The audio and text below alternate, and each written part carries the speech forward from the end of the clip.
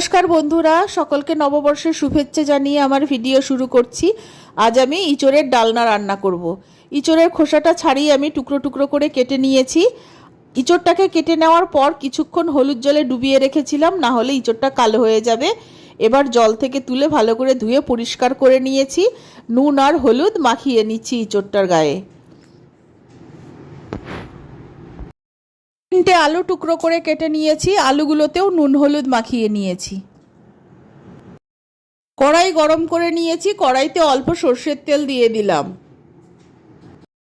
প্রথমে আলুগুলোকে ভেজে নিচ্ছি, আলুগুলো লাল করে ভেজে তুলে নেব। আলুগুলো ভাজা হয়ে গেছে, এবার আমি আলুগুলো তুলে নিচ্ছি। আলু ভাজার তেলের মধ্যে নুন হলুদ মাখানো ইঁচড়টা দিয়ে দিচ্ছি। ইঁচড়গুলো আমি ভেজে নেব। আর অনেকটা ইঁচড় হয়েছে, তাই একবারে সবটা দেব না, আমি দুবারে ভাজবো। প্রথমবারে কিছুটা ভেজে তুলে নেব, তারপর বাকিটা ভেজে নেব। ইঁচড়গুলো হালকা লাল করে ভেজে নিয়েছি, এবার তুলে নিচ্ছি।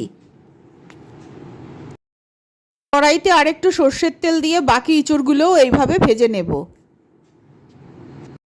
ফোড়নের জন্য মশলা নিয়েছি কয়েকটা গোলমরিচ, এক টুকরো দারচিনি, 1 চামচ জিরে, একটু জয়িত্রী, একটা তেজপাতা, একটা শুকনো লঙ্কা, 2টো এলাচ। এঁচড় ভাজার তেলের মধ্যে প্লেটের সব ফোড়নগুলো দিয়ে দিলাম। ফোড়নটা নাড়াচাড়া করে ভেজে নেব।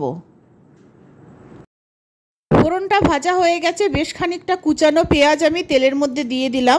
পেঁয়াজটাকে আমি লাল করে ভেজে নেব। পেঁয়াজটা প্রায় ভাজা হয়ে এসেছে, এখন আমি কয়েকটা রসুনের কোয়া ছাড়িয়ে নিয়েছি। এই রসুনের কোয়াগুলো গোটাই আমি পেঁয়াজের মধ্যে দিয়ে দেব।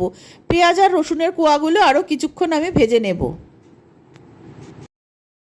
পেঁয়াজ আর রসুনের কোয়াগুলো ভাজা হয়ে গেছে, এবার কিছুটা আদা রসুন বাটা আমি দিয়ে দিলাম। আদা রসুনের কাঁচা গন্ধটা চলে যাওয়া পর্যন্ত আরও কিছুক্ষণ ভেজে নেব।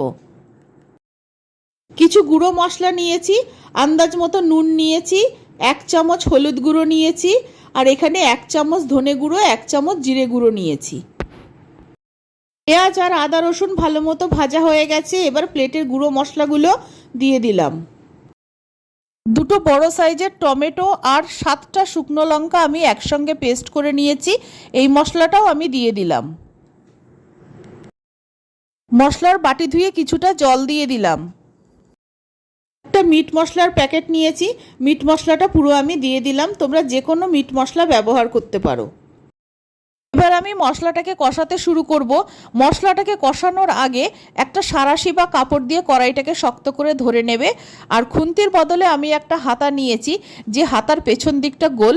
এই রকম হাতা দিয়ে মশলাটাকে ভালো করে চেপে চেপে কষাতে হবে, যাতে গোটা রসুন আর পেঁয়াজ যেগুলো আছে সেগুলো ভালোভাবে গলে যায়।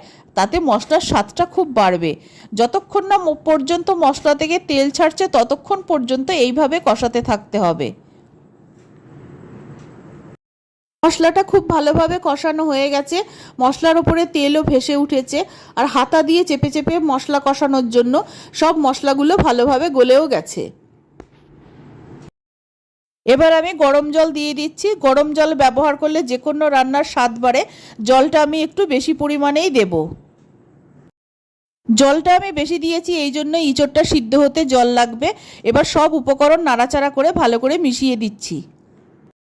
এবার ভেজে রাখা ইঁচড়গুলো আমি ঝোলের মধ্যে দিয়ে দিচ্ছি।